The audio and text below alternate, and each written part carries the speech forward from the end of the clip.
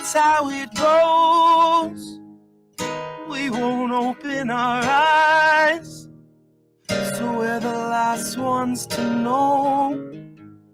We're the last ones alive. Kept our enemies close. Wondered why we don't thrive, while we're grasping at ghosts, counting backwards from 5. Counting backwards from 5.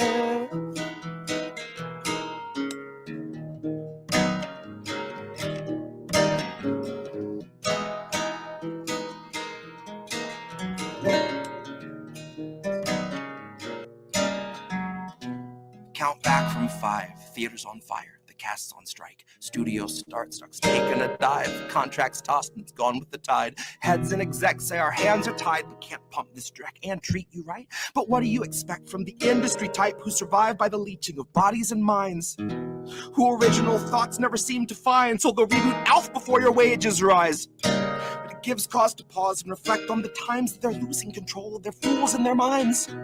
When obedient actors who grew their careers by averting their eyes are now holding the line, along with the authors of countless scripts that'll strengthen the hand of the corporate grip, squeezing our throats till we take the pen and we accept and consent to the corporate drip. Till you're all up to date on your pharma du jour, you got a healthy support for the war on your lips.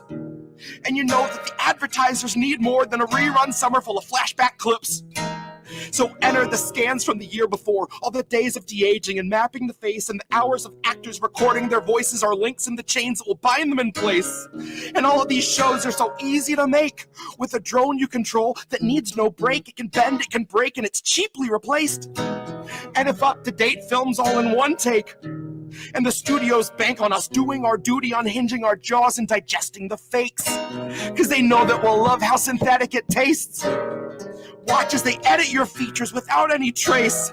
Not that there's anything you could do anyway. Watch as they show you a movie of you saying shit that you'd never say. And dystopia boldly accelerates. Maybe you're only a mold, something to fill with a clone, something that Elon would celebrate. Something they own, something they program and code, something that's woefully able to know it's exanimate. Cause it doesn't feel touch over top of the laminate. You will not feel an emotion, but they will not scan and examine it. You and the other consumer contaminants fed on the federal diet of Kiev, Havana, and Tiananmen. I cannot be the only one weighing the pros of abandonment.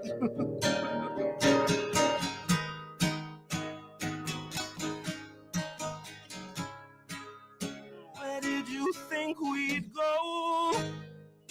Love, there's nowhere to lie.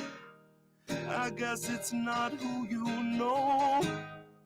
More, it's what you can hide. It's like we're chained to the floor, and they're streaming us live. We're all watching the war, counting backwards from 5. Counting backwards from 5. Counting backwards from 5. Counting backwards from 5.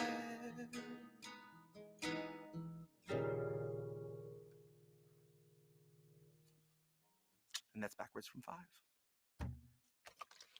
From the upcoming album, Live from the Black Side.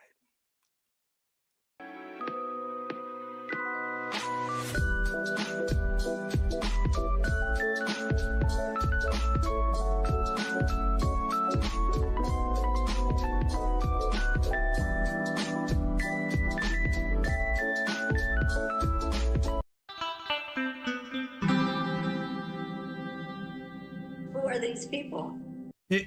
It was a hell of a week. I needed to get back here to some sanity and to this family that I was over. You know, I was able to connect through Twitter, and thank goodness for Twitter, and thank goodness, honestly, for Spotify and for being able to listen to and channel some rage through your stuff and listen through Bandcamp. Because I needed to spit fire at times this week, and there was no one else to listen, so I just went outside and would throw that on and put it on my headset. You really segued me really well. If you want to pop up the spoken word piece I dropped in today into the folder. All right, let me go get the folder. This is a short piece I wrote the day after Better the Censored You Know. That was just kind of a continuation of that, not even disbelief, that just kind of disheartened feeling of watching everyone else perceiving events so differently and feeling so alone. And thankfully I know I'm not, because I now have such a massive network of people, but it's luckily people who all understand that feeling, because at the end of the day, in work settings, home settings, wherever, just in public, listening to the radio, watching TV, once you know, it's such an alienating feeling, because sometimes it feels like you're the only one who's seeing the same thing. Yeah, this is called Haunting. Somebody said democracy, and all I heard were screams, echoes of civilians being wrenched out of their dreams, to see their families torn apart, their lives so much debris, and no one seemed to hear the sound but me. Somebody said America, and I began to choke, so many words all bottlenecked at once within my throat, like everyone is lining up to go get out the vote, and I'm the only one who sees the smoke. Somebody shouted terrorists and cursed a foreign land, but all I saw were all the graves we made in foreign sand, like someone's pulling strings that tell us what for which we stand, and I'm the only one who sees their hands. Somebody mentioned freedom, but I wish they never spoke. I cannot break their spell no more than I can break my own. My curse to walk this sleeping world, its palaces of bones, and be the only one who sees the ghosts. They cannot see the rubble for the bodies trapped beneath. They cannot see this country for the veterans on its streets. They can't acknowledge genocide at home or in the East because it really doesn't faze them in the least. Some will say extremist when you advocate for peace. Some will call you fascist for condemning World War III. If democracy is dying, I for one say let it bleed. Feels like none would see the body save for me. And that's haunting. I love the way that it sounds at the end. And that's haunting. See what I did there? I see what you did there. I see.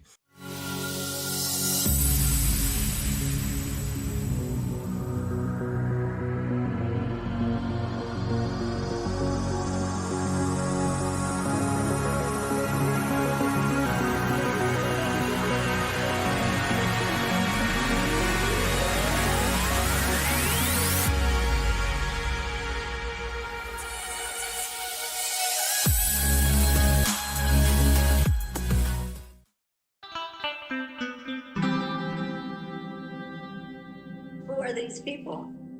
I got Buying the Theft locked and loaded. All right, let's do that.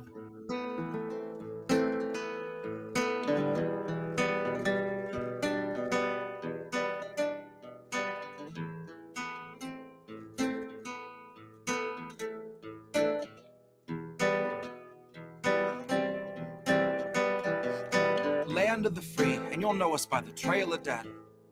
It's just one more world war to complete the set. When you live by the pike, you die by the booth. You die wide-eyed, still pleading the fifth, or crying divine epithets in pathetic attempts at defense.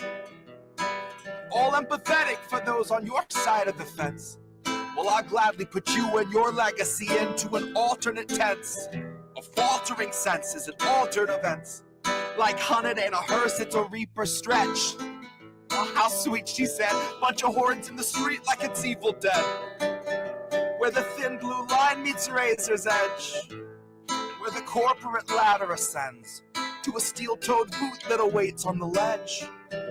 You'll be licking it fresh at your boss's request till it stops each finger and watches you fall to your death and drown in an ocean of debt.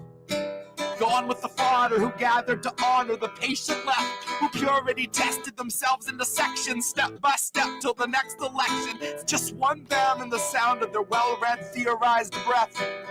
Now that's harm reduction for the lowly cost of you holding your nose and just openly buying the theft.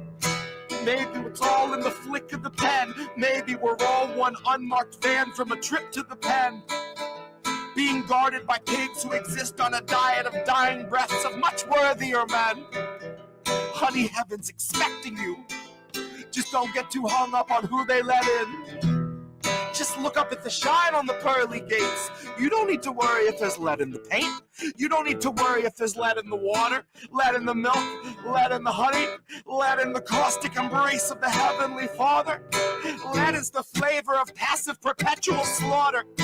Lead is the taste of us led to the ledge by the lure of the legend of expert consensus, and then beckon to stretch it just one step farther. And now I hope all the folks who were boastfully gloating and toasting themselves as the heroes of COVID, boosting their boosters and doing their part, are now equally thrilled to be starstruck martyrs, all laid in a government grave with anonymous markers, like you're back from the carvers and off to the splicers.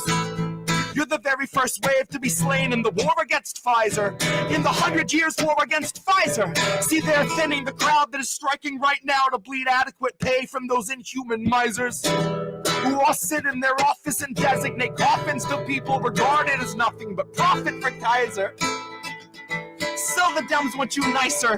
The Dems want you softer. Dems want you kinder. Yeah, they all want you graciously starving in silence.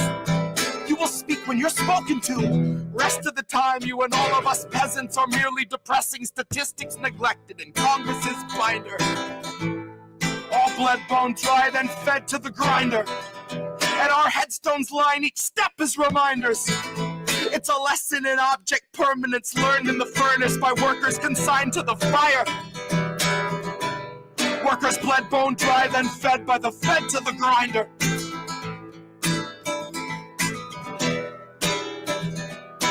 Fed by the fed to the grinder. See, the fed went straight to your head. They mind what you hide and your sighs unsaid. Your eyes turn blind to the signs unread. Flag bright red, so you let it in bed. You'll let it inside, you'll see that it's fed. Never you mind that it grinds your wealth into bread for itself. Then it bleeds you dry, then it dines on the dead.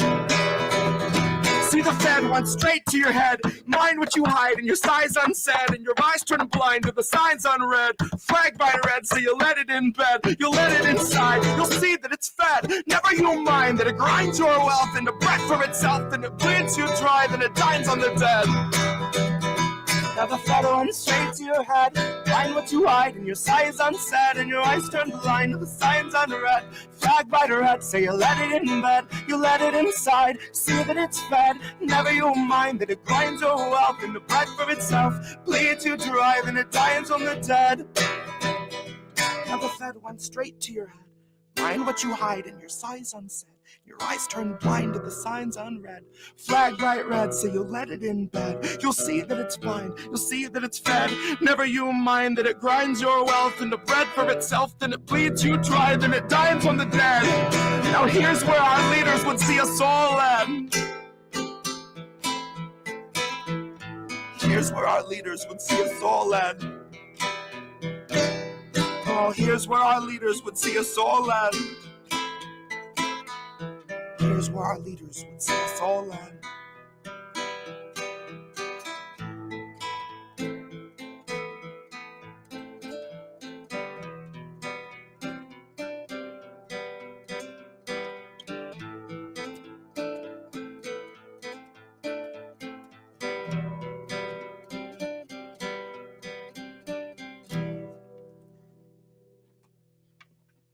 And that's buying the theft.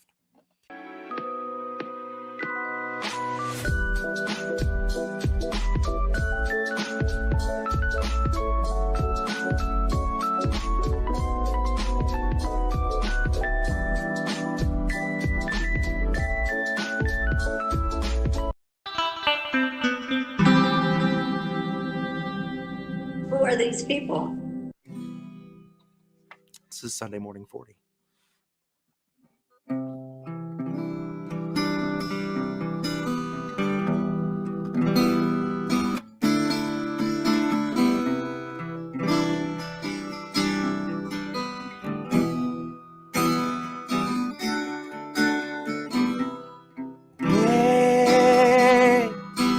We're 40 Sunday mornings out from normal, and the world is not the same. You said you waited for a warning, but the warning never came. Don't shine a light in my face.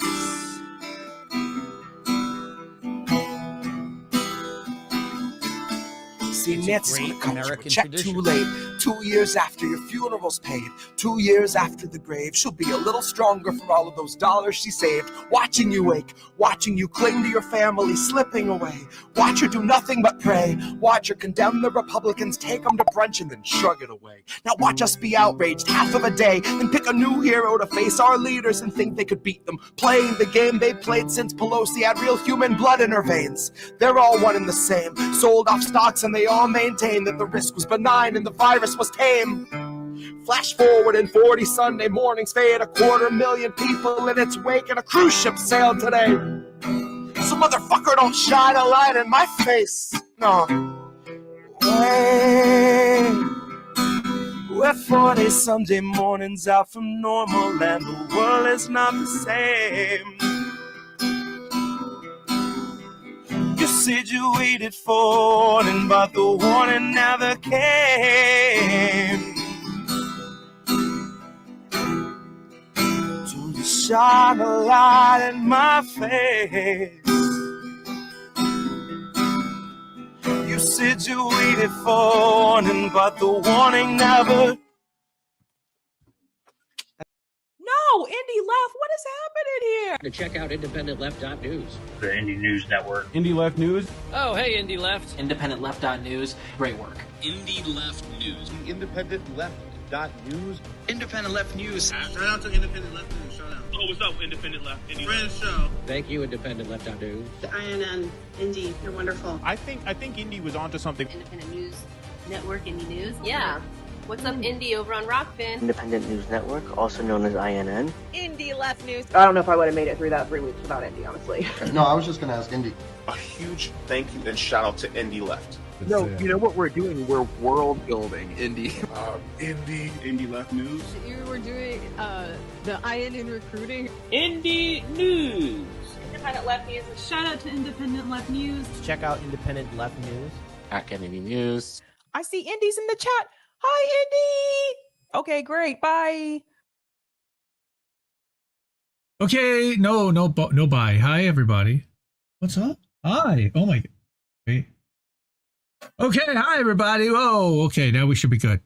Everybody should hear everything. Everybody should see everything. Why is Reef cut off on that side? Hi, everyone. Wow, we got a bunch of people here. This is awesome. It's Sunday night. How do we miss that? Yes. Hey, how about that up there? I can't believe we made it to 100 episodes. Where is Reef's light? Yeah, Reef, you're awfully dark, my man. You're purpley dark. All right, that's Care Bear. Care Bear in chat. Hi, Care Bear. Reef, where is your light? Hey, there's Reef. So, hi, everybody. This is Indy and Reef over here. This is How Do We Miss That, episode 100, and you'd have thought that we would be a little smoother than that so far, but fix that. No, people don't come here for the smoothness. Seriously, man. It's just, what are we doing at this point? What are we even doing? Okay, that just screwed you up completely even worse, so that's good. Whatever I just did, that was good. I cut you off on both sides. Okay. So now you're not just cut off on one side. On both sides? You're cut off on both sides. Yeah, I think you've always had that kind of messed up a little. Well, now you're just evenly messed up. So we're good there. Okay. We'll fix it one of these days we'll start doing some new stuff, and that's what we plan on. We've been off for a little bit, and God, I was hoping that I would do some more stuff, but that just hasn't really happened. Life and other shows and other things have kind of gotten in the way, and I'm back, and We're and back. Then he wanted to not do this one, and I was like, nope. You got nope. Yeah, he's dragging me, kicking, screaming, and otherwise. Yeah. So we're here, and it's Thanksgiving weekend. And we made it to 100, and yep, this is How Do We Miss That once more, and we're on INN. So follow INN, indienews.network. I want to put up first the follow and the support buttons so everyone can see that right away, right off the start. Boom. Please support INN, support independent media. We got a Patreon, we got a Substack. We're live over on Rockfin. We're live over on Rumble right now, so you can see us over there. We're live on a different Rockfin channel, on my Rockfin channel, actually. And then we've got Cash App, which is the easiest way to quickly get us some cash. I know you got Giving Tuesday. We're not a charity, but certainly you can give and support your favorite networks. Yeah, we got some stories. First thing was I wrote a couple things, and so I wanted to go through those. That was pretty much what we're going to do with our stories. And then we're going to go through the stories that inspired those stories, and then we're going to do some shout outs and gratitude stuff, and then we're going to do boats. So tonight's going to be different because tonight we're going to do boats. We're going to take a little break after we're done with the main show, and we're going to come back and do boats as its own live stream and its own show, which will then be taken down as soon as we're done. So we're going to do the show. We'll still have How Do We Miss That up, and I think that that's better because we've been getting hit with content stuff, and it's hurting the news content for boats. But boats will just be its own show live, and you saw that there's a 12 o'clock stream, and if we run a little long, we run a little long, and we'll start boats late. So it'll flow into the other after a couple of minute break for us to freshen up or whatever you want to call it. So, Reef over here, how you been doing? How you been doing, dude? Been doing all right. Been doing shows. People been watching. Been nice. You've been leaving comments. So everyone's been eating too much food. You know, it's been a good week. It has. So for some of us, you know, well. In spite of all get to why others might not, right. In spite of all the crap that's been going on, and that's really, you know, what we're going to talk about tonight. Let's get to it. So here we go. Are you gonna start with some self-loathing, self-hating? Well, I have been called self-hating, but I haven't had the honor of being called self-hating by John Lovitz yet, I guess. So I got that going for me. But I'm not. I am alone in that. So this is an Indie Media Today exclusive, one that I published on Friday. It's at the Indie Media not Indie Media Awards. And by the way, I didn't hear that, whatever that was, with your thing did not go. But no, this is Indie Media Today. This is my Substack. No, you did not mess up here. So I just wanted to make sure. Yeah, that's the ticket. Exactly. There's admission tickets. So Indie Media Today Substack. I wrote something the other day. I've been itching, and I got itching to get some stuff out, and I got inspired. You know, Caitlin Johnstone writes these notes from the edge of the narrative matrix, and I love the way that she kind of throws these random thoughts. Some are tweets, some are lists. So I mean, it can be anything in there. So that's kind of what I did here in Thanksgiving weekend thoughts, and just to give some topics of what this is going to be about, so you get an idea. I think you guys already have an idea, but. It's going to be about Gaza, family, independent media, Matt Taibbi, Media Matters, Black Friday, among others. So we've got our thumbnail where we're talking about, of course, Israel-Palestine, which is part of the whole thing that's happening here. But it's become increasingly difficult. Do we know that guy on the right? No, I told him he's just some random stock thing. And I didn't, you know what? I tried doing a Mid-Journey. I tried doing an AI thumbnail thing, and it didn't track. And I couldn't get anything that looked anywhere close. The fingers are all messed up. And I saw something about like yeah, fingers are always fucked. thieves are actually starting to put like fake prosthetic extra fingers on so that they can get away and say that the photo was actually AI and not them from the video. AI. Fucking great. That's really smart. Funny. Very smart. So I said it's become increasingly difficult the past 6 weeks to find articles and important stories not related to Gaza that feel important enough to include, and how do we miss that? It has me wondering what the powerful are doing while most of the media's attention is occupied on either reporting the atrocities or somehow trying to justify genocide and ignore the atrocities, or still to slant it towards how we should all feel terrible for Israel but never talk about what's happening to the Palestinian people. Regardless, there must be lots of other important issues that are not getting our full attention. And if you know something that we should be covering but nobody's talking about, please reach out or comment below. And I know Algorithm, our friend over on Twitter, mentioned something about what's happening in the Congo, or the Democratic Republic of the Congo, and it's real bad. And something in the Sudan somebody said something about as well. So keep our eyes out for that. I did make a plea here to support independent media, and I said, we need independent media is more important than ever. Corporate media has been trying to bury, minimize, or deflect from the devastation that Israel is inflicting in Gaza and the West Bank. Independent media is holding their stenography and spin accountable to facts and evidence in real time.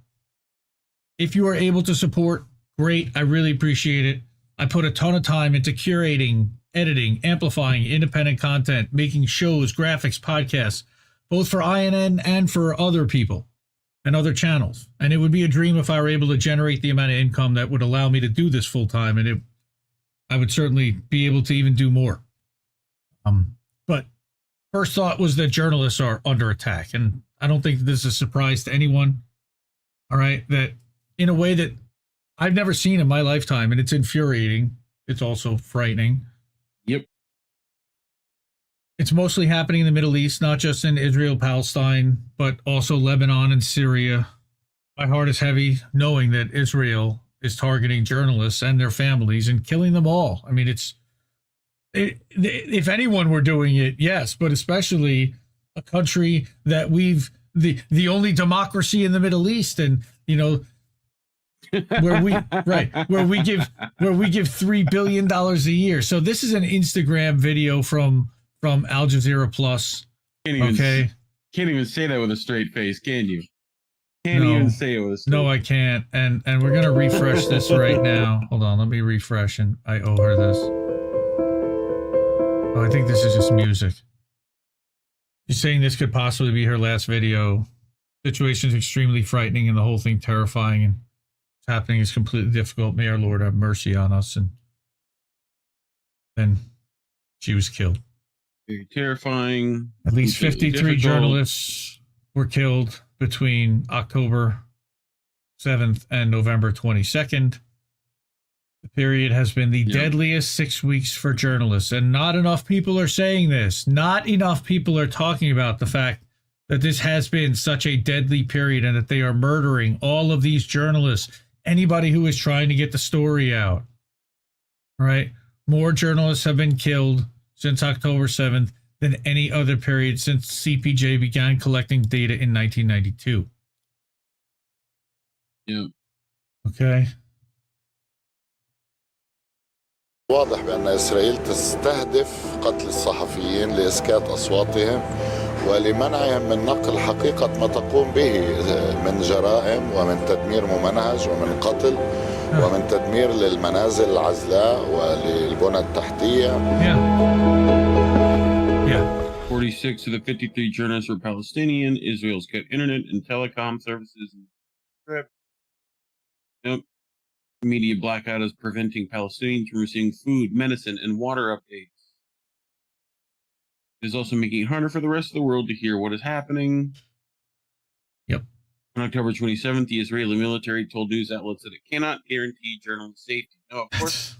That's insane right there. All right, that right there is in violation of Geneva Convention, international law. Stop! You violated the law. Like, wow. So that's had me shook.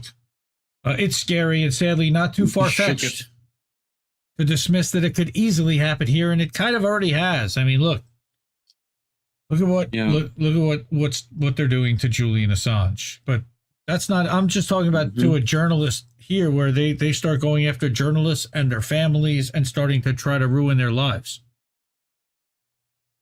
10 more years, Julian. Right.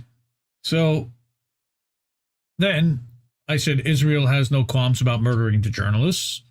The only time anyone does that, by the way, is when they don't want the truth reported and want to control the narrative. And here you've got Fiorella, our friend of the show, friend of INN. Fee. Yeah, thank you, Fee. Come on, Fee. Fee. Yeah. Breaking Please, hours. Fee. Come on. Yeah. Breaking hours before the ceasefire begins, Israel forces kill journalist Amal Zod along with her entire family in Gaza. Because of course they did. Mm-hmm. And that link, of course, is in the tweet is in there.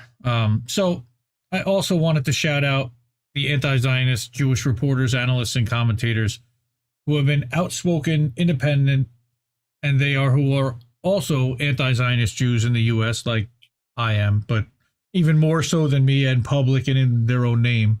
And there are not enough of us, but you should definitely be following on all of these things, like Norman Finkelstein, Max Blumenthal from the Gray Zone, and Dan Cohen, who's just getting started with Uncaptured News. Also, Indie Media Award honoree, by the way, that guy. Aaron Mate, Gray Zone, Indie Media Award. We got a lot of those. Benjamin Rubenstein has been outspoken from Panama and looking to just get started doing some stuff. I've been talking to him. Lee Camp, Katie Halper, Eleanor Goldfield, and then you've got the guys from Due Dissidence, who I think might still be live right now, or they're just wrapping up. Shout out to them. They hit 20,000 subs on YouTube, and they hit a couple of big milestones for them, and getting on Jimmy Dore and everything. Good for them. Happy for those guys. Yeah, good for them. Yeah, but it takes special Put in a courage. word for us, boys. Well, it takes special courage to stand up to your community and family. And while they're adamantly claiming that they're the morally, but especially while our family is claiming that they're the morally just, despite excusing ethnic cleansing in Gaza and the West Bank. I mean, it's crazy. Even anti-Zionist Jews have been attacked in Israel, arrested for challenging the narrative. And here is a story from Democracy Now! Right? So Democracy Now! Published a story, and they interviewed this guy who literally was arrested after he posted on Facebook about his opposition to the killing of innocent Palestinian civilians. He's been released. Look at that face. How could you arrest that guy? Well, held in solitary.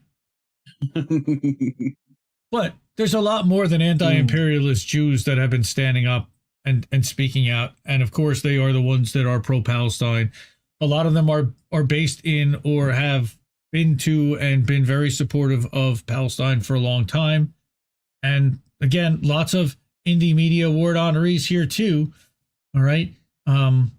So we've got Mondo Weiss and Mid Press and Middle East Eye, and you've got a huge list of people, including Vanessa Bealey and my goodness, Almaydeen, Al Jazeera, Vanessa, Richards, Husseini, The Empire 5, Avi Martin, Rania Khalid, Breakthrough, Electronic Intifada, Ali Umbinyama. Ali Abu Nima, who runs the Electronic Intifada, and Asa Winstanley. That's it. Yep. Right? You got Jonathan Cook. Jonathan K. Cook, Alan McLeod. Caitlin, who we're about to read a story of hers, all right, about this, and Eva Bartlett has been awesome. Nico with Hotspot. Nuno, we've covered a lot recently. Right, Nuno, new friend of the network, friend of the show. Misty, of course, has been, I think every day she tweets "fuck Israel," like every day. Yeah. Because she sees Catholic Times, and then of course Amira, who actually is Palestinian, so. And she's got family over there, and we've been worried every day, and staying in contact, and solidarity, of course, with her and her family. But I am haunted by this article that Caitlin wrote, and I don't know why the note that I had disappeared, but he talked about narrative control, and there was one specific comment in here that this one, I couldn't believe that this whole thing happened. I mean, I'm running out of words because I'm just speechless that this thing even happened. And we're going to cover an article that has this title, but this was a Substack note that I quote tweeted her basically and added my own thoughts, which was that this is devastatingly true, that most everyone hasn't quite figured out that the people controlling what people think about what happens don't have the best interest of the masses first. They think that like the corporate networks are out for their best interests and looking out for them. Too many people still do. This is why many in my life call me extreme, because I see this narrative clearly. Extreme. Right? I'm extreme. I'm like, right? And like she's a fucking X Games athlete. Right? But I do all I can to warn others not to play into this. But news sells well when there's a conflict, and the profit motive will lead to some in media to prey upon the fear and anger emotions of their audience, manufacturing it where it doesn't exist in the name of profit. So what we're talking about here is Caitlin's thing. And again, I can't stop thinking about this article. I posted that 3 days ago, and I still can't stop thinking about this article. All right. And the article is that the White House fears that a pause in fighting will let journalists see what's been happening in Gaza. Oh, yeah. Yep. So she says, she's talking about how Israel and Hamas agreed to that 4-day ceasefire, which will entail the release of 50 hostages held by Hamas in exchange for 150 held by Israeli forces. And it hasn't been like a perfect ceasefire either. It's not even close. Israel's kind of messed with that a few times. So, right? Yeah. So, in an article, tear gas journalists during the ceasefire, let alone murdered one just before it started with their whole family. Right. Yeah. Allegedly. In an article titled Biden admin. This is amazing. English, it's in Politico. Do you speak it? Yeah, not sometimes. But Politico, which was doing this, writing this article to fillet and to prop up and to brag about Biden admin officials see proof that their strategy is working in the hostage deal. All right. They describe an entirely inappropriate level of verbal fellatio for an achievement as minimal as not murdering children. It's so good, right? But Caitlin on it. But they describe the deal as the administration's biggest diplomatic victory of the conflict, and reports that they're calling it a vindication of his decision making. Oh my God! Yeah, they're saying like what? Literally, wasn't he the one who said that like the reason why Hamas attacked was because like they knew that Biden was going to bring peace to the region? Yeah, okay, there, fucking guy. Mm-hmm. Go fucking sip your tapioca. Like, fuck you. All I can say is yikes there. But tucked away many paragraphs into this report is a sentence which is getting a lot of attention on social media, saying that according to political sources, there's been some resistance to the pause in fighting within the administration due to fears that it will allow journalists in Gaza to report on the devastation Israel has inflicted upon the enclave. Quote, which is pretty much exactly that it would allow journalists broader access to Gaza and the opportunity to further illuminate the devastation there and turn public opinion on Israel. This is Politico. This is a Biden administration friendly, right? Yeah. Like they're bragging about this, and still they're having to let out like a little bit of truth, and they buried it in paragraph 50, basically, right? All the way at the bottom. Why they even said it at all, I don't know. But in other words, the White House is worried that a brief pause in the Israeli massacre of civilians in Gaza will allow journalists to report the truth about the Israeli massacre of civilians in Gaza because it will hurt the information interests of the U.S. and Israel. They're worried that the public will become aware of the facts and truth.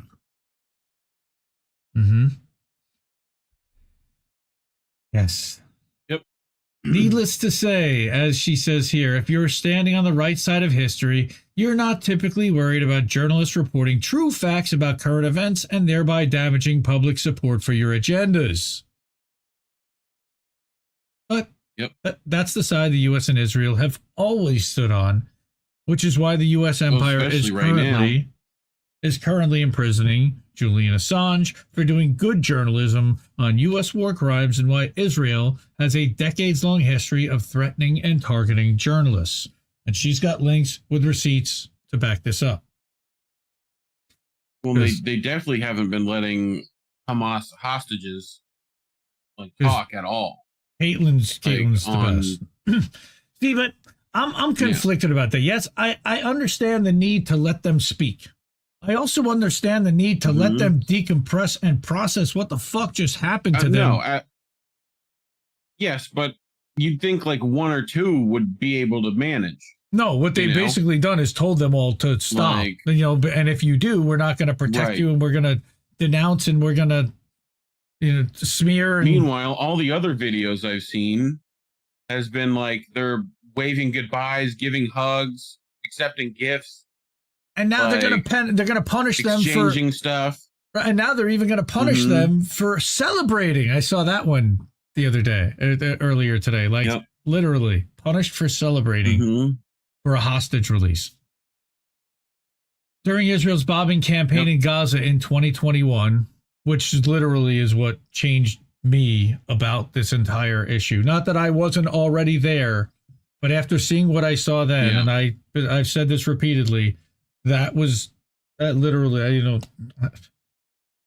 I could not see. I knew that the place that I was sold as a child and told existed either never did or certainly doesn't now, and isn't what I want representing me or what I think anything having to do with me is, which sucks in a lot of ways. On top of the fact that you've got the whole historic settler colonialism, stealing somebody else's land and pushing them off of it and into a tiny little patch of land, and then bombing them all out of their houses and forcing them to the other part of the city, country, the area, and then bombing that out too, and having them run and scatter. And it's really fucked up. Just so fucked up. But getting back to this, during the bombing campaign in Gaza in 2021, the IDF reportedly targeted more than 20 Palestinian press institutions in the enclave, as well as the tower hosting the international outlets AP and Al Jazeera. Yeah, and that's the moment that really it changed me. During the current onslaught, but there was, bro, you don't understand. There was Hamas journalists there. During this current onslaught, Israel's been killing dozens of Palestinian journalists, sometimes by actively bombing their homes where they live with their families. And people say they know where everybody is and where they live. So there's no way they can't be targeting them, especially when they're dropping a bomb on the whole. It's also throw a rock. There's you have them in a barrel. You're going to hit 1,000 of them by they know where they live, but they also don't need to know where they live. They're doing just fine not doing that either. Right, but so the IDF's campaign to wipe out inconvenient news reporters has resulted in the CPJ calling this, as we said, the deadliest conflict on record for journalists anywhere, ever. And not enough people are saying that. Not enough people are saying how they're killing all these journalists. There was up to 42, and that was November 21st, and now it's November 26th, and I've seen over 53 or 54 now. All right, 42 journalists in all of 2022, including 15 who died covering Russia and Ukraine, and already 53 members now of the press have been killed, causing a news blackout, which is what Israel also wanted. So Caitlin continues, both the U.S. and Israel have been attacking the press in this way because their governments understand that whoever controls the narrative controls the world. And this is where this, to me, is the everything. This is why I do what I do. This is why I can't stop doing what I'm doing right here. All right. Because they understand that while power is controlling what happens, ultimate power is controlling what people think about what happens. Human consciousness is dominated by mental narratives, so if you control society's dominant narratives, you can control the humans. Humans. So, except, there's...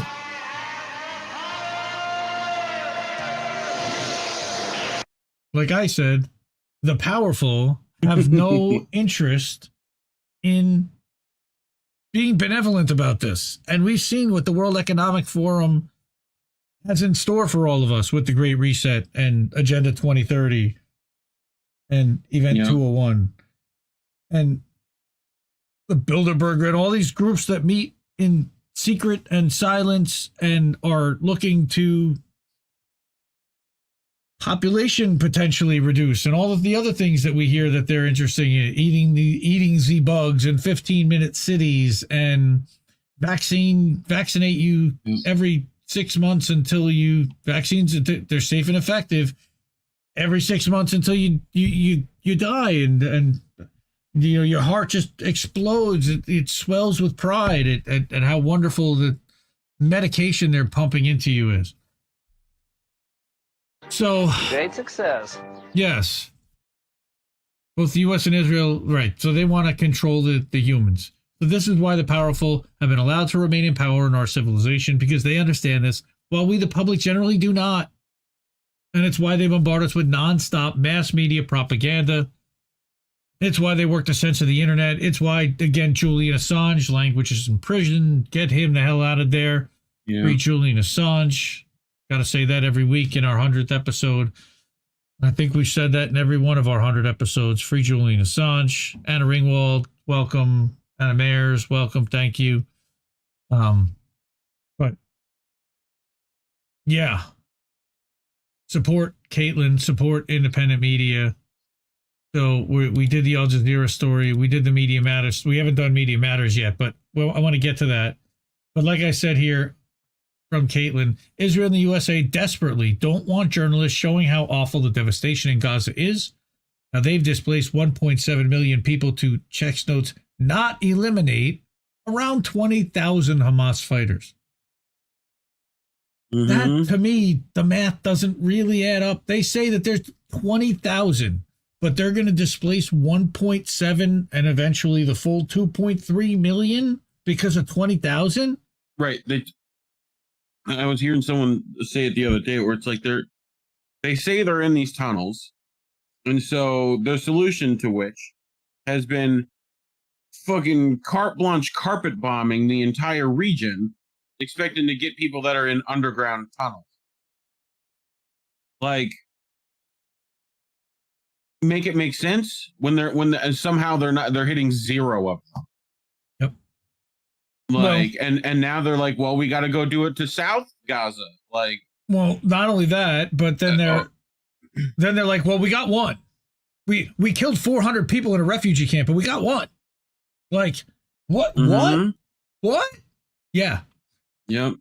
So, yeah, the White House even said so. Like I said, like we said in this article, just commenting on the statement, right? So, even publishing could be dangerous, and looking at our friend Julian Assange sitting in Belmarsh, how could it be more dangerous than that? But I personally have had close friends who see what's happening to journalists that challenge the U.S. war machine and those who scream about removing the corporate control of our government, what's happening to Cop City reporters, and they've been afraid for me, and they've been warning me that what I'm doing is and could be and is dangerous, and it's scary at times. People are losing their jobs.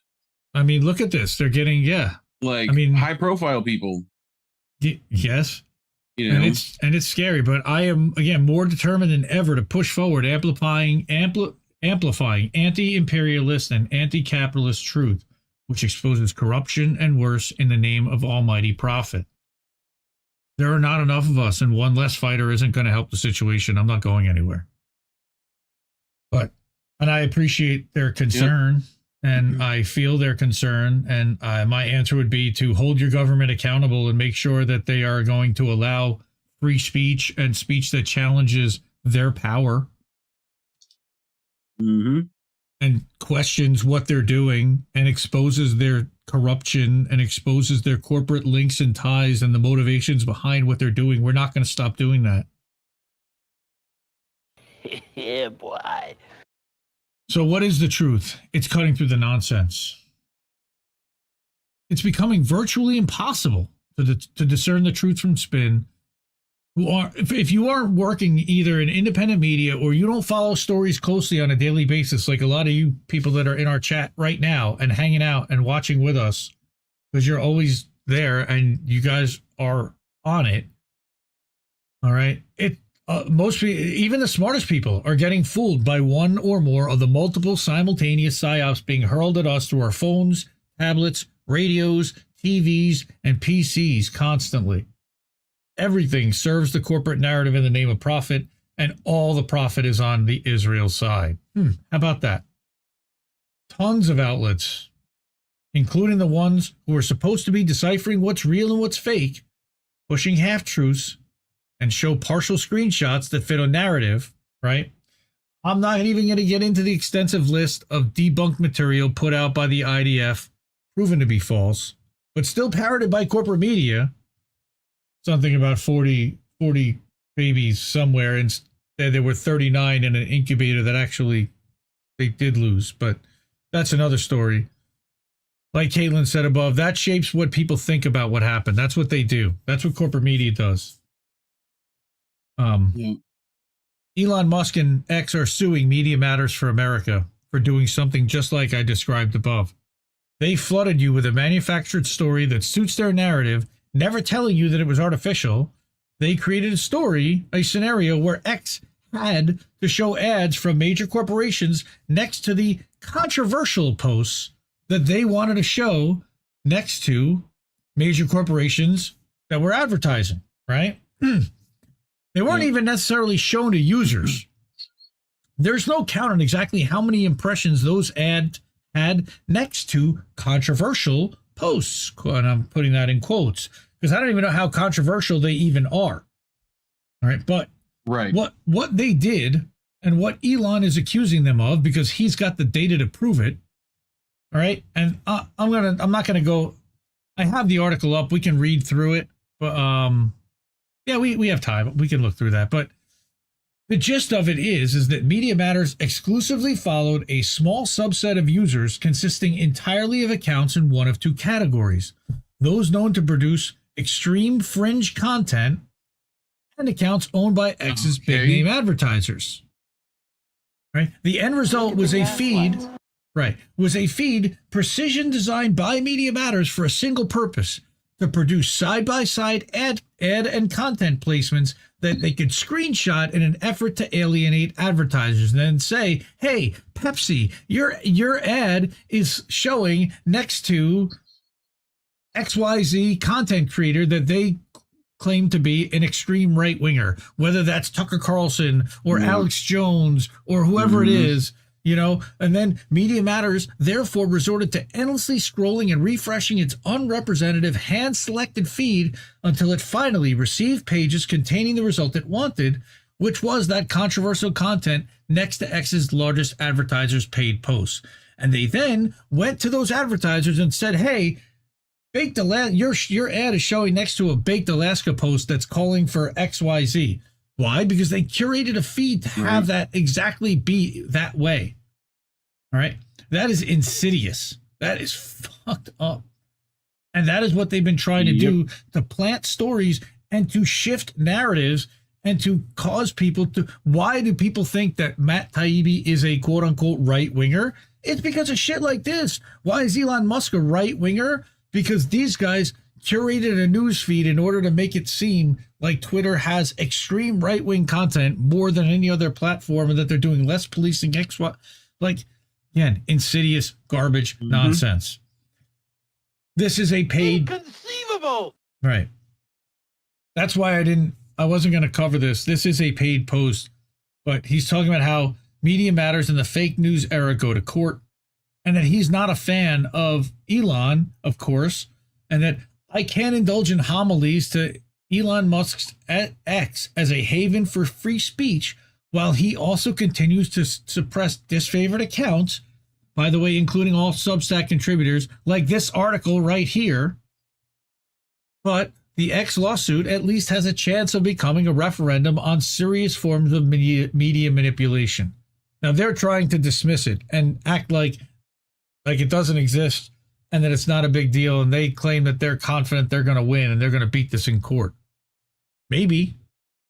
The X allegations, like we said, which obviously need proving out, detail in microcosm a phenomenon that's been unpleasantly familiar to Americans since about 2016. We've even grown used to a Twilight Zone existence in which nearly every news story of consequence, from Nord Stream to Bountygate, the sonic weapons in Cuba, the dancing syringe panic, to the Russia trying to help Bernie Sanders, to the P-tape, all have the feel of invented stories. And I believe there's one guy that I can name that has been called every single one of those things the bullshit for what it was. And that man is Jimmy Dore. And he's not the only one, not even close. Yep. But credit to Jimmy Dore for Russian scum! Yes. For getting every single one of those things right. Yep. Right. Later, they're often proved to be, and worse, they're often proved to be invented, and worse, we've been conditioned to forgive the institutions caught routing such fakes our way and salute the next narratives that send up the flagpole. Why? Because it serves whatever, then it goes against the people they don't like if it's Trump or whatever. In this case, it might be. That method is never put on trial, but in this case, it might be put on trial. Because Media Matters is accused of creating that news story, reporting on it, and then propagandizing it to willing partners in the mainstream press. Again, the allegations need to hold up in an adversarial process, but the company claims to have fully captured a dollhouse version of a generation's larger media frauds, making this a fascinating case to watch. Right? So here are some examples of what they're talking about. So this is sadly true, something that most will never be able to see. Real talk. Okay.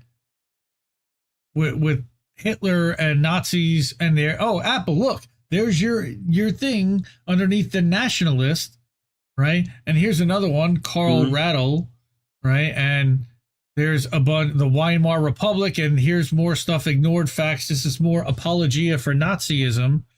Right, with an Xfinity thing. Yeah. And what they do is they go to the advertiser and say, hey, do you want your ad shown next to this? Except that they followed a feed where only these people were going to show that put these kind of content, and they're going to show next to that ad. So how many times that was shown with that ad next to it, nobody knows. The price is wrong, bitch. Mm-hmm. Whole thing would be merely be a petty spat between political antagonists, except that Media Matters has been a major driver of this general type of story, in which first an offense is invented, then made the focus of ginned up outrage, then massively propagandized via unscrupulous press partners. And the technique has been used to suppress interest in damaging revelations, but more often to destroy or defame political figures on the right, left, and in between. And he's talking about Trump, Corbyn, even Bernie Sanders they use this against, and Tulsi Gabbard. Although Tulsi does plenty to screw herself over, I would say. Yeah, but all these people do good on their own, yeah. Yes. So they're never going to call them out for substantive issues that they have, though. So right. He's not wrong there. But as Racket's own Orf, and by the way, Matt and Racket are both Indie Media Award honorees, as is Caitlin. Everybody is here. This is all we're covering tonight. It's 100th episode. It's coming to a Substack newsletter near you. Yeah. What? Wait till she opens her Substack newsletter. I'm going to laugh my balls off because Katie Porter's opened one now. Mm-hmm. You got Robert Wright that has one. It's just a matter of time before Rachel Maddow is going to have a sub, and they're going to celebrate it. And they're gonna be so happy and just fall all over themselves. Oh my God, Rick is on. Oh, I am not. Me and Rich Slutsky are going to lose our minds, and we might act that might cause us to want to leave Substack. Yeah, that's where locals is looking awfully mighty fine. If they don't, if they can figure out a way to stop the bleed and stop the 10 million a month bleed, I'd feel better. Yep. But Media Matters also pushed info from the Steele reports, right? They pushed Hamilton 68. Go ahead. 9. Right. The phony dashboard. That's all right, I got you. Right. The phony dashboard, which was purporting to track Russian bots created by the Alliance for Securing Democracy and New Knowledge, garbage. We covered extensively what nonsense that shit has been. Right. They bashed figures who dared question the collusion narrative. They said Michael Steele was in Prague and never retracted that. Mm-hmm. They even went after reporter Jeff Gerth for writing a CJR opus. Well, no, right. Michael Cohen, right. A CJR opus about Russiagate, reporting snafus via headlines highlighting how much Trump and the right wing or media amplified the questionable CJR story. And there's still politicians that are like, foreign powers are trying to control our elections. Yeah, because we definitely don't do that at all. Get the fuck. Right. So sites like Media Matters harp constantly on the devastating impact of fake news witch stories, the ones constantly cited by sites like This Is Stop the Steal, but the fake news panic started long before. You are fake news. Yeah. If you go back and look at fevered headlines on the topic in 2017 and 18, you'll find lots of hemming and hawing about ridiculous low wattage internet tales ranging from the discontinuation of Reese's peanut butter cups to Ted Cruz's father being in on the JFK assassination. I remember that. And at worst, and Trump's time he tweeted out some stepmom porn. Well, that was on his monitor behind him, I think, right?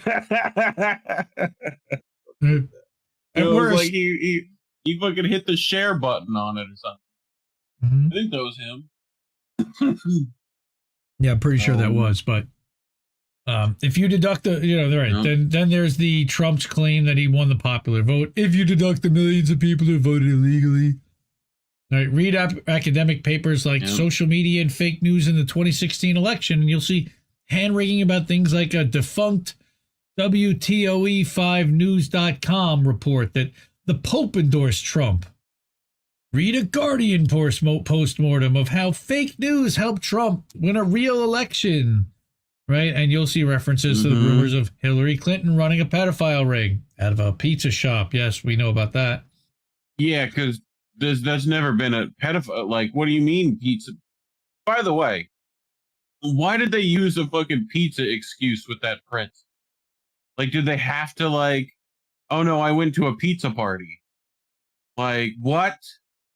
Bro, you can't give those conspiracy guys immediate ammunition to use. Right.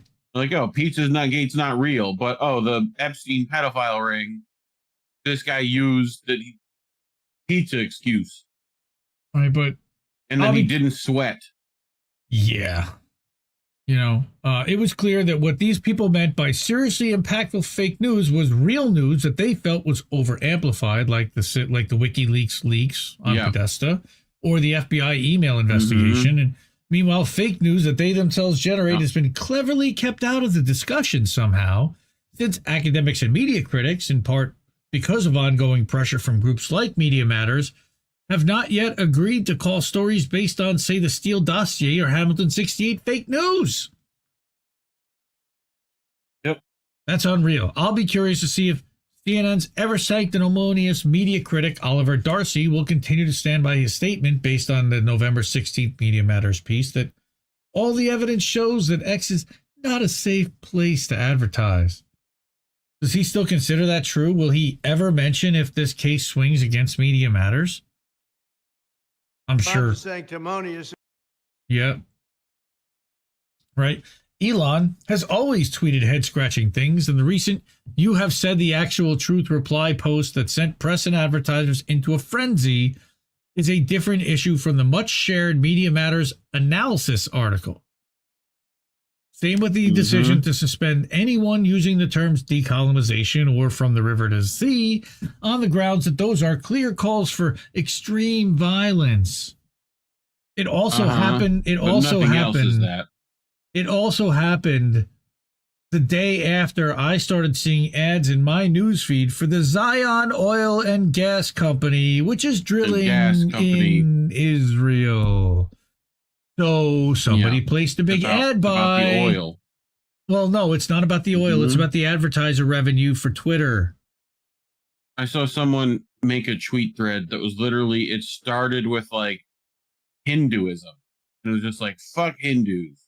And then it just went down the list of like, fuck Christians, fuck Muslims. And the minute it got to Jews on Twitter. Right? That's when it got flagged. Yeah, that's the one that got flagged. Right, that's the one that got, I think it was Chris Legion posted that screenshot of that. Yeah. Would not sacrifice his Twitter account for that. And thank goodness for that. We love you, Chris. Don't do that. But, you're good, bro. But let someone, so we appreciate someone sacrificing and making that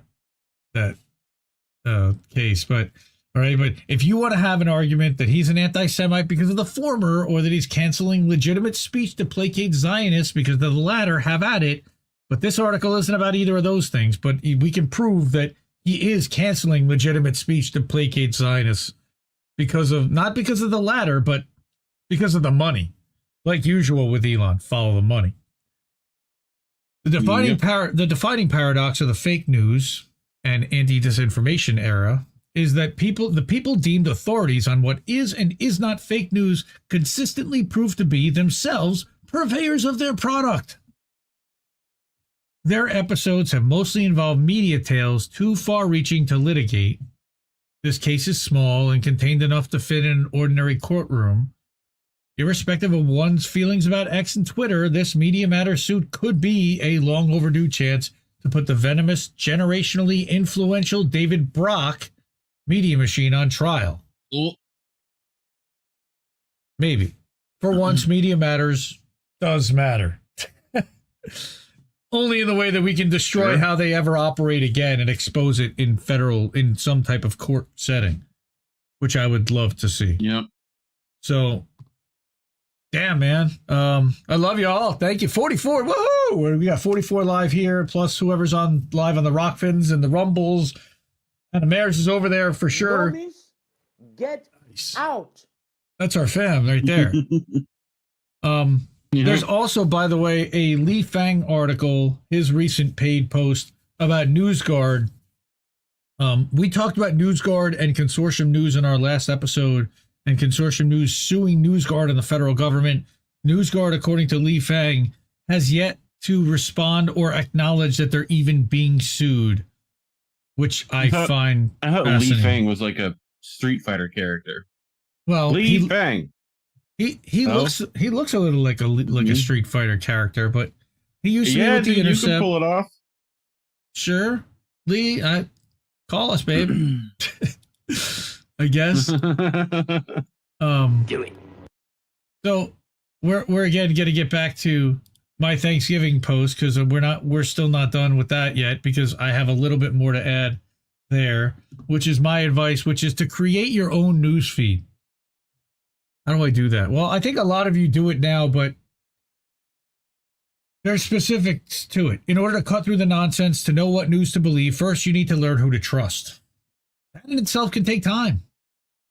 And in order to get a broad view, it takes subscribing to dozens of newsletters, websites, following hundreds of outlets on social platforms. Then maintaining and updating that list as things change, because people move from place to place. They change editors. They get infusions of cash. They change loyalties. And you have to stay up on all of this. It's exhausting. It is a full-time job to do it. Also taking into account that no outlet or journalist is flawless. Everyone has blind spots and biases. So you have to consider all of that in curating this news feed.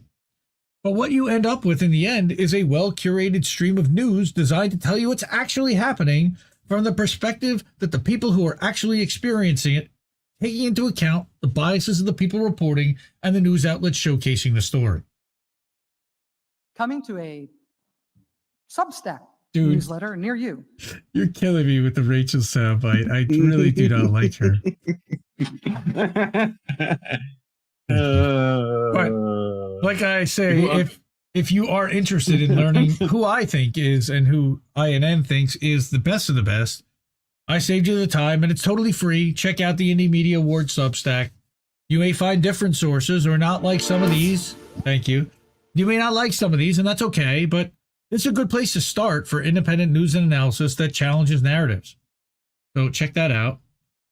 And again, I made a plea earlier. I said, I really don't want to put any work behind a paywall, but most of the successful creators seem to, from what I've seen, but with very few exceptions. And I can only think of really 3 off the top of my head, which is Lee Camp, Caitlin Johnstone, and Judd Legume. I'm sure there are others. And I'm wondering if people would unsub from the Substack if I decided to paywall any of the original content.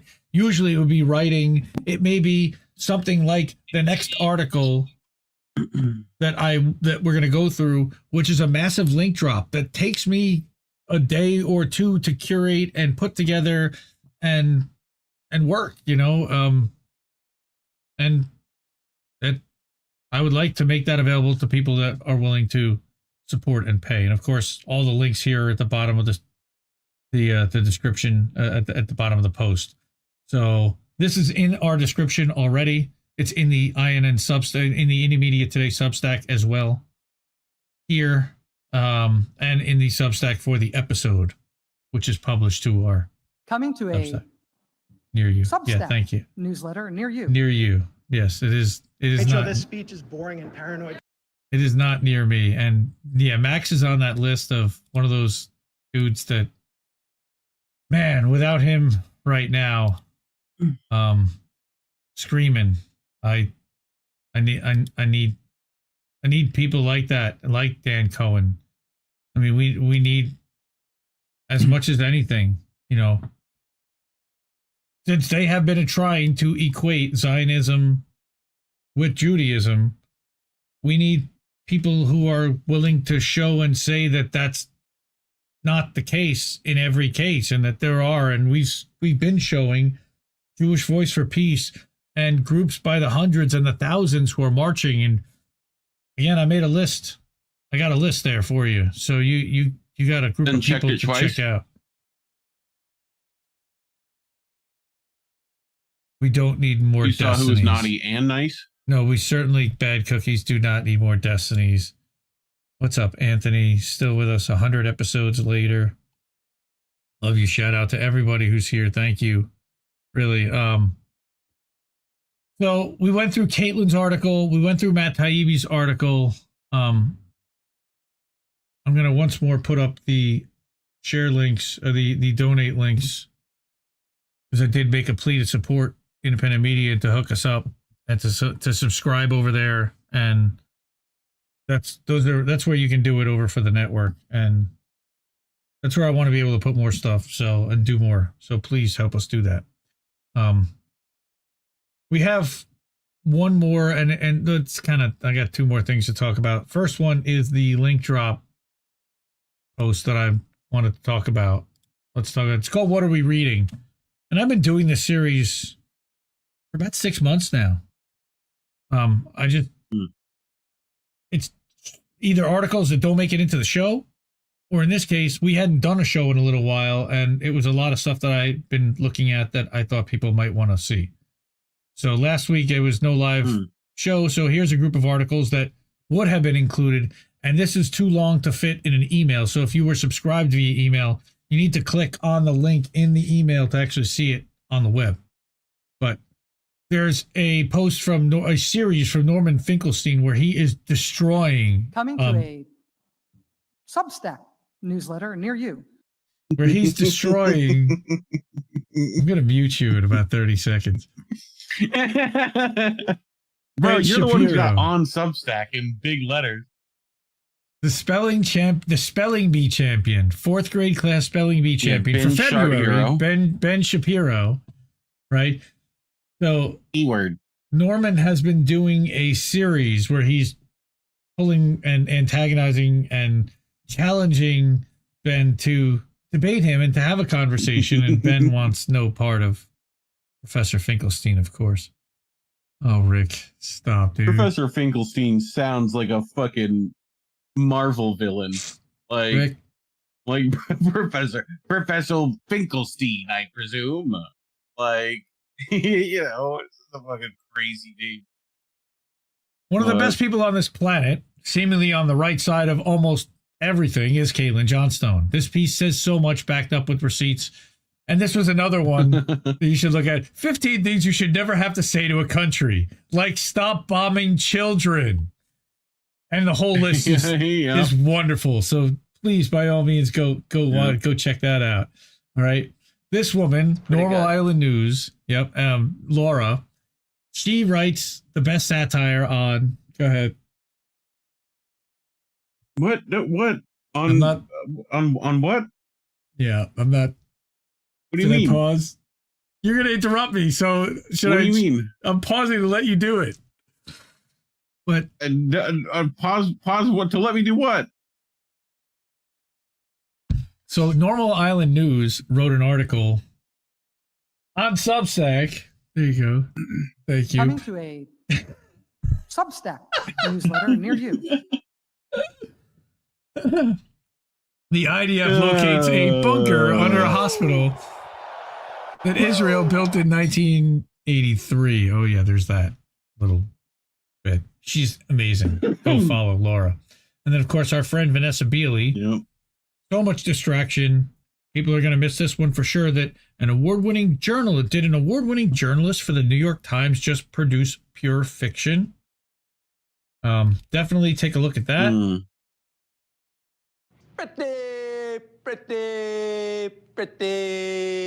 Pretty good.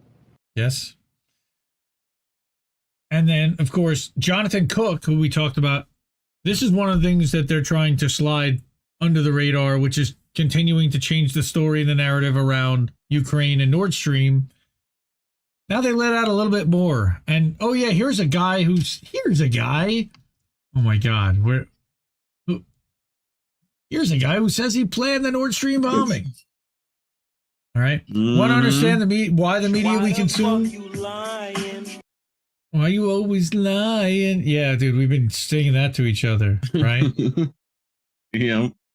Right. So the latest developments in the reporting on who was behind the explosions. Yeah. Notice that it always conveniently absolves NATO.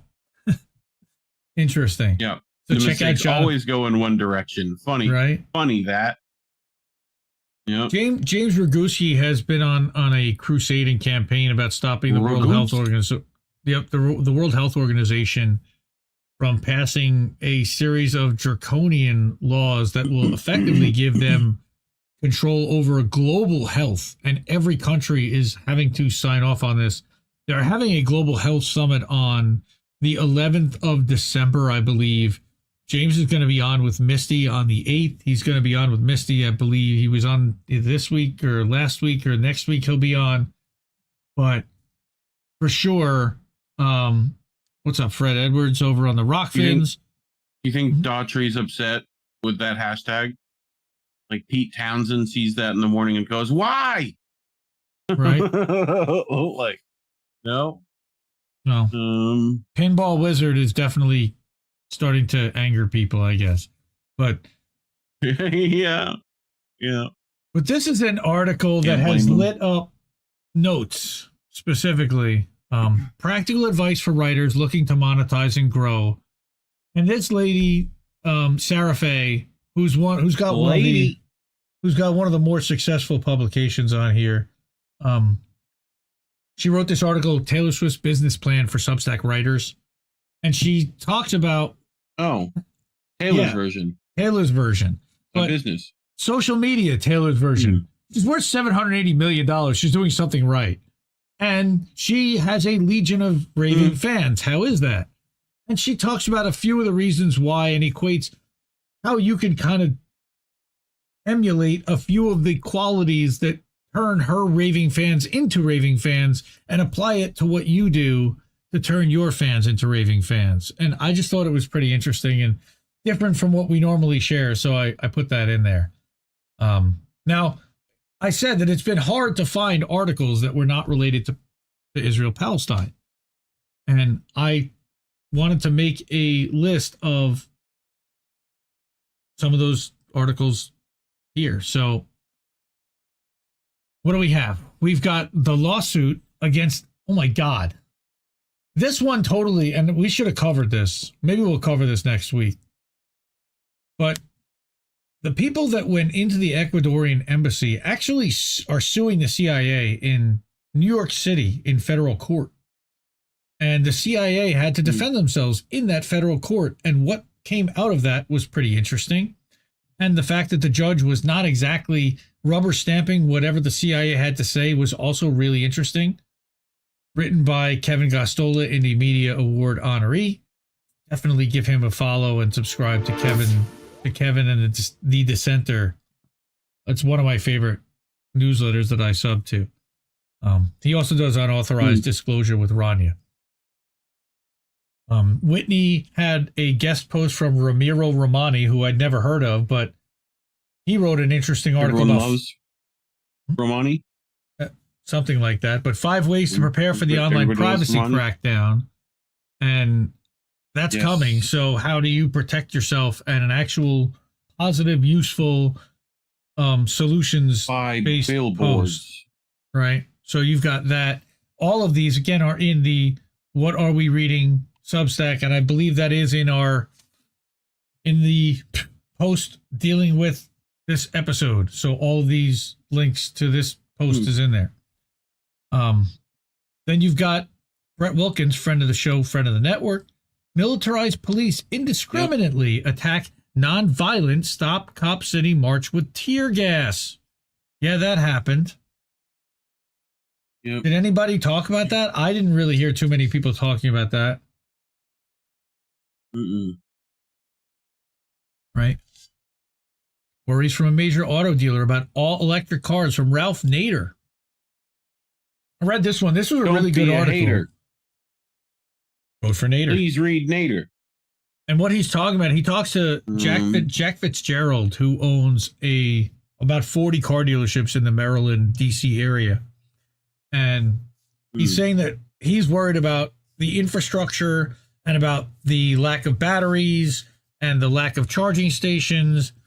What I'm most worried about with EVs is the fact that they're trying to price the average person out of being able to own a car, because you've still got the average new car price transaction going over $50,000.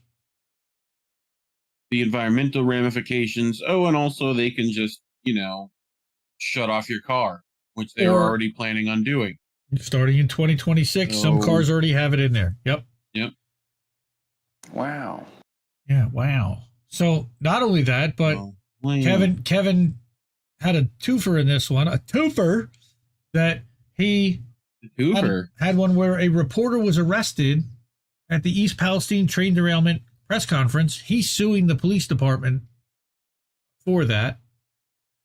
And then Patrick Lawrence over in SheerPost had a article called Biden's Frankenstein, which I encourage everyone to read. And then we've got the off Substack stuff. Not coming to a Substack near you, although a few of these people are on there. A lot of them are Mondo Weiss, and I wanted to give special shout out and love for Mondo Weiss. They have been publishing every day Operation Al-Aqsa Freedom Day, and I think today was day 50 or day 51. And every day they've been putting out a portion of the newsletter and dedicating a section of their website to reporting on specifically what happened that day in the fighting and in the destruction and in the negotiations and in the spin and in the narrative and everything. So there are several articles here that I handpicked that I think people should go check out. And if you can subscribe, even for at least for free, and if you can pick up a paid subscription, they are one of few outlets that report, like Mint Press, from the Palestinian perspective. Al-Mayadeen, I listed them in that other article that we went through earlier. So But, please, support us. whatever. Yeah, whatever. Exactly. Then you also had Colombia suspending a pro-Palestine student. Like you said, people losing their jobs, people losing access to schools. Right? That's a nice school. The largest protest in U.S. history for Palestine shut down the streets of D.C. That was a couple weeks ago. And then just today, Jewish Voice for Peace shut down the Manhattan Bridge for hours. Like I said, Operation... and if you were paying attention to Thanksgiving, I think they also was had a part in shutting some of that Macy's. I think that was some of them too. Operation Al-Aqsa Flood. Yep. Here you go. Here's day 51 coverage was from earlier today. And they've been publishing one every day. And you'll get a lot of takes and information that you're not going to see anywhere else. Consortium News. And if you want to watch Reef and Colin go through this, excellent work. They read this on Wednesday nights, INN News, about the Israel lobby and their disastrous domination of Washington. And then there's another article from The Lever about how the Israel lobby silenced democratic dissent. So finally, David Sirota took the chains off and is allowing his writers to write something negative or critical of Israel and supporting of Palestine. Shout out to that, I guess. It's the most minor, nothing concession that, wow, a lefty outlet's going to actually report that Israel has been murdering thousands of people indiscriminately. Like bare minimum. Like beyond the bare minimum. Like not even bare minimum. Right? Right. Sorry. Not going to give your ass credit when you haven't been there and you won't even say Julian Assange's name. Ain't nobody got time for that. Right? And then finally, again, you've got Philip Weiss, who is courageous and does speak out. Israel's savage actions in the name of Jews make Jews unsafe. And this was my point to the douchebag John Lovitz, who had to open his fat mouth on Twitter today. Man, pathetic. How dare you? Yeah, how dare you? Right? But he's all of a sudden the anti-imperialist independent journalists are the biggest problem that this Hollywood clown with a quote-unquote platform is got to go after. And he's going to find out because nobody even knew that he was still alive. But, okay. Yeah. But here you've got, again, this is Philip Weiss, and he's the managing editor of Mondo Weiss, stepping out from behind to write an article about how hostilities in the Middle East may well spill over to the United States in attacks on Muslims and Jews. And Jackie Rosen had received a death threat. Already. Right. I just had hold on, I'll pull it up. Continue. I'm feeling the same as Jews are feeling all around the world, under attack and under threat. Oh my God. Mm-hmm. Give me a... No, you're not. Well, no, you're not. Single in a second. But maybe, not this Jew at least. I'm not feeling under attack and under threat. I'm feeling like you guys are putting me at risk. And that is what Philip is going to say. And I'm not going to read this whole article, but please go through this and please support Mondo Weiss. I cannot ask hard enough to do that. But here, I'll put you on as a single here. Give me a single. Yep. So there's this from The Guardian. 3 Palestinian students shot and wounded in Vermont. This was today, 26th of November. Today. Yeah. We have reason to believe that the shooting was motivated by the 3 victims being Arab. 7 day for Vermont. I mean, this is Burlington. This is Bernie Sanders. Yep. And Bernie didn't, he tepidly denounced this. And I don't even, whatever. I don't even want to talk about Bernie. The hell with Bernie. Yeah. Yep. But there's that. All right, let's go back to you here. So, speaking of violence spilling over, These posts are violent. Yes, these posts are violence, according to AOC. But I got to make a shameless plug, which is help me lobby the executives at Substack to hire me for a role that they have open. There's actually 2 roles now that I've applied for. And I made a post over on Notes that I applied to work at Substack. They're hiring for a role that I think would suit my skills. What do you think? Substack. Yeah, you could hear me. You could hear me talk about it even more, but get paid for the kind of shilling that I'm doing for the damn platform. But I submitted it in my real name. I emailed my friend Mills Baker, who's over there. If you do work for them, you need to make an entire ad campaign based off what Rachel said. Well, they should have done that. I'm just saying. Hey, man, I told Hamish and Chris then, leverage this.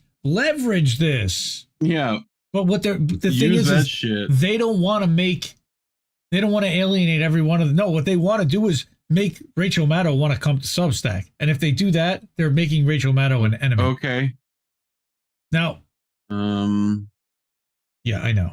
Well, they are like San Francisco Y Combinator, Andreessen Horowitz funded. Sometimes maybe good, sometimes maybe shit. Sometimes it may be shit, but likely going to be shit. Good. Sometimes it may be good. Sometimes it may be shit. Rick, you're starting. Rick, you know what? He said hit him with the Maddow Reef. Rick Sola said. So, so I'm going to be Kit and say off to the White House counselor for you, sir. The White House counselor. Yes, I could head the Disinformation Governance Board, except Robert Reich would probably leave immediately or be booted off the platform because that dude does nothing but spew misinformation daily. Oh. Now, nobody cares. Yeah, I know. Nobody cares. Well, I say that all day long. Okay, cares. Steve Poikinen. Yep. Well, nobody cares. Yeah. Nobody cares. Yeah. So I got one more and then we can get to do some boats. Well, we're going to get to boats at midnight. I'm not going to start it early. We'll take a little bit of a break if we finish early, but I don't think we're going to. All right. Yeah, tune in for that though. Reef's going to hate me for this. But on a day of gratitude and thanks, I started gushing and started getting grateful. And few people saw this and liked it, but I did want to point out that I'm grateful, and this was on Substack Notes, which didn't exist. I'm grateful for this community that didn't even exist last Thanksgiving. I'm thankful for the people who work at Substack, even though some of them are shit libs. Yes, I'm thankful for you too, who are dedicated to building a new media experience that we can all work with, live off of, learn new perspectives from, and grow together. They focus on improving the relationship between creators and their fans and readers, putting that front and center. I think that's really important. I'm grateful for all the non-news creators that I've connected with in the past 7 months. That never would have happened without Notes. Mostly, I'm grateful for every person who uses this website and the app. By the way, they have an awesome mobile app. It works a whole lot better than the email subscription. You can free up your inbox if you use the app. Every person that does this is helping to dismantle traditional media because it needs to be dismantled, and I wanted to thank them all and you. So enjoy your tofurkey, turducken, and all the football or the boycotts and the fighting or whatever the fuck you were going to do. And so I put that out over the week the other day, right? And then I also wanted to make a little bit different of a list over for Substack Notes. The people who I've had direct communication impact with and people who I like and follow.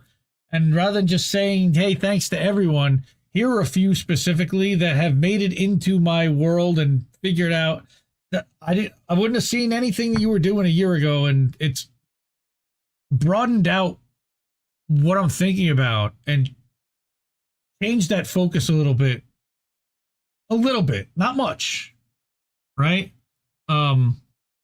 So first of all, the people at Substack, Hamish and Chris, the CEO, COO, and Mills Baker, who everybody, it's funny, I didn't even know who this guy was, but everybody was talking about him on Notes, like, hey, they were just tagging him in everything. And I started following him and I connected with him, and he's the Really good dude. And he just moved to New Orleans with his daughter. Follow him on there. And hopefully he'll be recommending me soon to somebody, as well as Linda at Substack, who amplifies new creators, and Nick at Substack, who works on the team with Mills Baker. Wouldn't have known these people, but they're helpful and they'll listen. And how many people do you know at YouTube that'll actually respond to something that you see something broken in the app? These guys do that. It's incredible. All right. And then you've got non-political writers. And there's a handful of them. Like people who I've connected. Is this a job interview? It might be. I don't know. Maybe I'll just send it to them. Yes. But there are non-political writers there. Yeah. Oh, dude, Rick. Yeah, I know. I'm annoying people with it. But every time I said it, you'd be dead. Yes. Coming to a nothing near you. But these people, follow all them. Substack. I've had some type of connection or been following with. They're great. Mike Hampton, he has the same shit, different government publication. I'm not going to say what it is, where it is, but you can find it over there. You're good. You're good. Right? Margaret Anna Alice. She's awesome. She interviewed CJ Hopkins, which I'm jealous because I'd love to be able to do that. Laura Kay and Richard Rushy. All these people are just. There's a community of really smart people that are sharing a lot of good content. And Azra Dale, I wanted to give them a shout out. They share our stuff, T-Lav, Gray Zone, and what they're doing is they're pulling in articles from across the web and republishing them on their Substack. And then Ross Ion Coyle, who was here, but he shut down his publication. He was worried about the stuff that happened in Dublin the other night. We've got Cindy, and she's become a good friend. And Andrew Lowenthal, who he wrote a couple of Twitter Files articles. And of course, special thanks to the friends who have tried this platform because I recommended it and because I don't shut up about it. You've got Oz, who's probably in the chat somewhere. We'll talk to him later. Love you, Oz. You got Misty, and subscribe to this. Every day there's a post. It's either today's guest for the Misty Winston Show, it's the INN weekly update, or it's a weekly update of the show, the radio show, the TNT radio show, which by the way now is video. That's a huge bitch. Right? I love you, bitch. Oh my God. I ain't gonna never stop loving you, bitch. Nice. All right. And then we got Angel. Yep. Angel started one. He's written a few things over there at Hard Lens. Our friend Endemic Times, she was just getting started on there. And Yeti, who has written several over at the INN Substack, he started yardening with Yeti. And we got some other new friends that we made over there. And again, just wanted to tag everyone, shout out, appreciate them. And that doesn't even include our buddy Rich Slutsky, who's great also. And, there was Zacharoni Pizza. Zach, shout out to Zach, who might be in chat right now. He's been awesome. I'm going to actually be restacking an article and cross-posting one of his articles he just published about Panama and public and politics down in Panama. So I'm going to give that a read, and we're going to share that tomorrow out to our Indie Media Today audience. I think that's about it. Yeah, here's the writers at work that wrote the Taylor Swift piece. So I think let's see. Let's go through some chats and say hi to some people that are in here. Do an outro and then do boats. Yeah. Screw Google. Welcome. I want to finish the website. I want to see the website before you finish it. But yes, that would be nice, Crab. Sure, bro.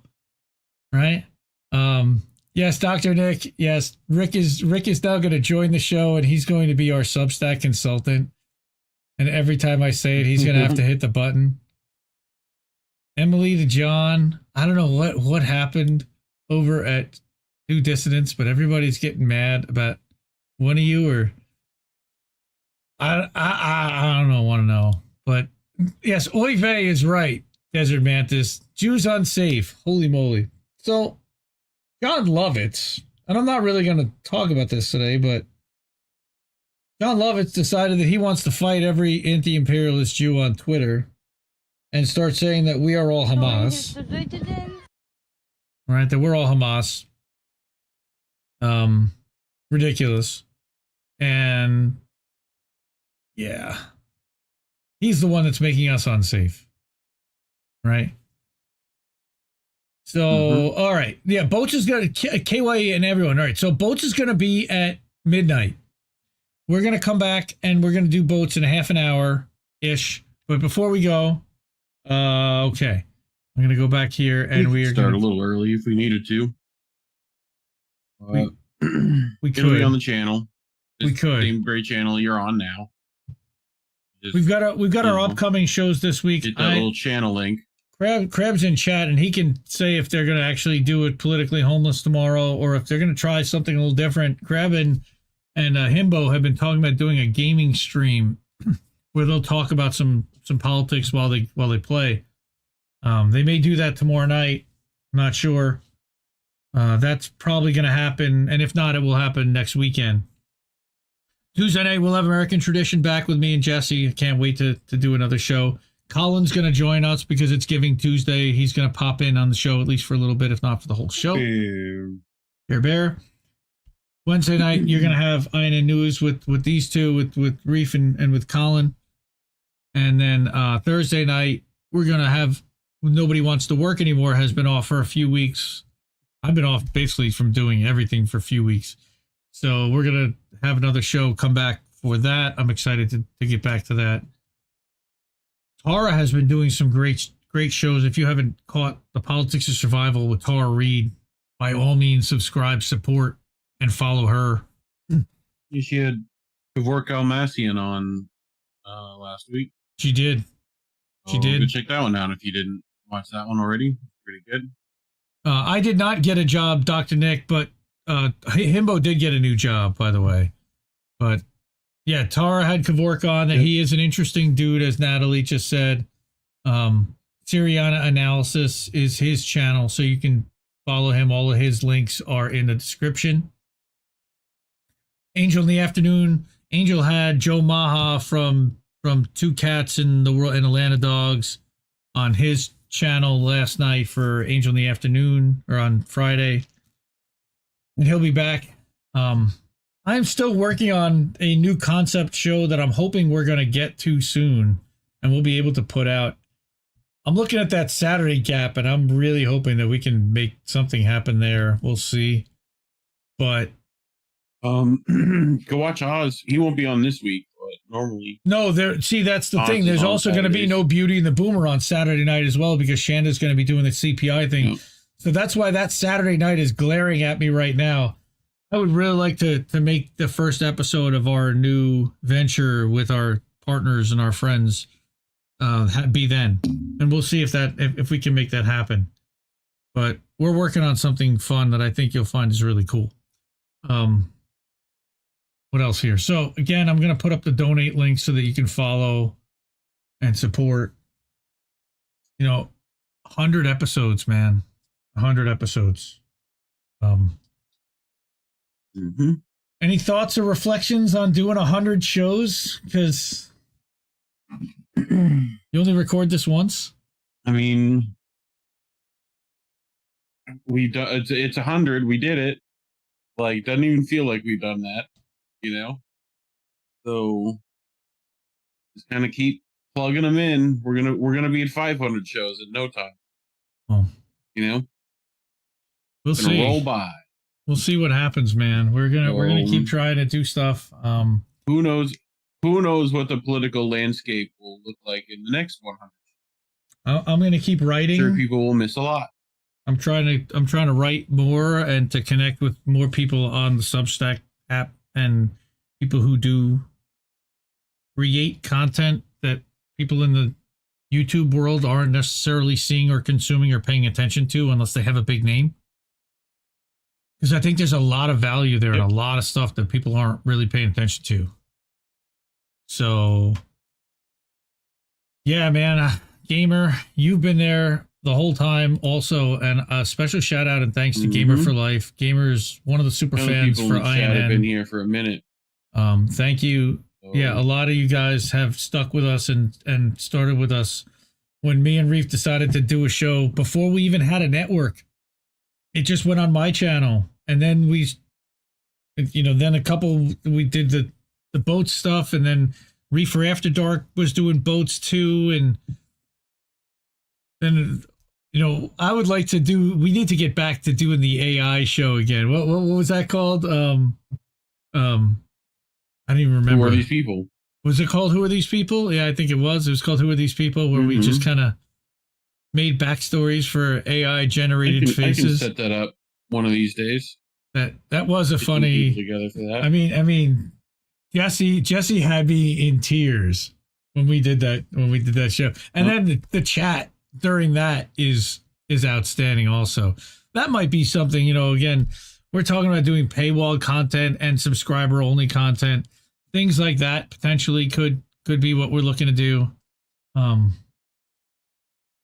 don't know, man. I'm nostalgic. I'm reflective. And I'm grateful for everyone. We hit our 2-year anniversary for INN earlier this month. I didn't even really make a big thing of it at all, or even note it or tweet about it once. But we've been doing this as a network now for more than 2 years, and we're excited for where it's going to go. I mean, it's a grind, and we do this 7 days a week. We do this every day, to the point where it makes my family crazy, and they don't understand why I can't stop doing this, but I can't. I love doing this. I'll tell you why. Because otherwise I have to sit and watch the news. So I decided to make the news and figure out what the actual truth is, because that those people are lying to you. That corporate media is lying to you 100% for advertisers.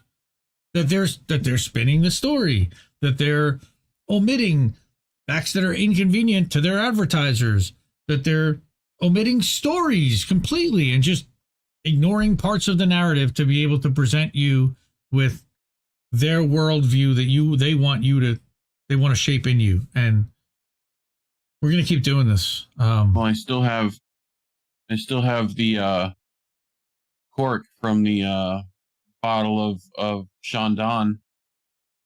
When was that I from? Opened at a first anniversary. Wow. Yeah, now he's got a 3D printer.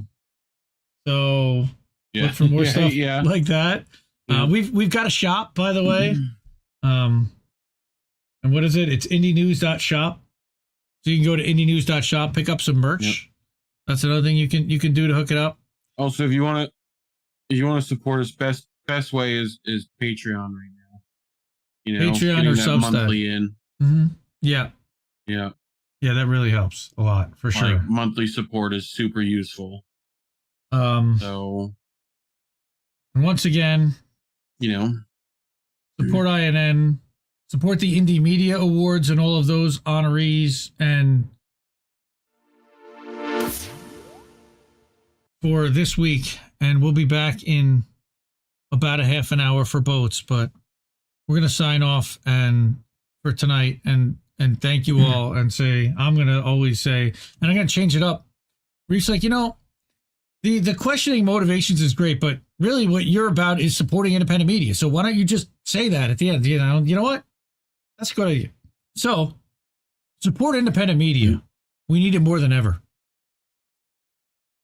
Yep. Keep listening to what little birds have to tell you. Good night, fam. Be back in a bit. Indie News Network, collaborative family of independent content creators. Co-hosted normally by me, Indie. I'm founder and editor of Indie Left News and Indie Media Today. I got Reef Breland sitting next to me. Back at Indie News. Is Andrew Rivera on The Handsome Cynic? It's Politics and Survival. My name is Jesse Jett. It's American Tradition. What's up, Space Monkeys? Welcome to Political Fight Club. I'm Robert Durden. I mostly make art for INN. Big Man Crab Joe. Keep up those great videos. Hey guys, it's Yeti. Coming at you. Hello, my name is Lucy from Blue Moon Red Wine. This is Chris Legion.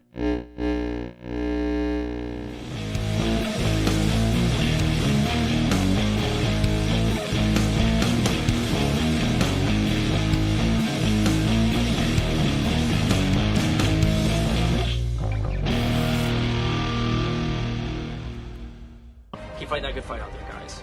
I'll talk to you later. Who are these people? I think I liked it better being blind, when I couldn't read between the lines, and when I couldn't see the cracks in the structure that lay bare before me the whole time. I think I liked it better back when I suspended disbelief and swallowed pride. I thought I knew the difference in the red from the blue, but they both bleed us so dry.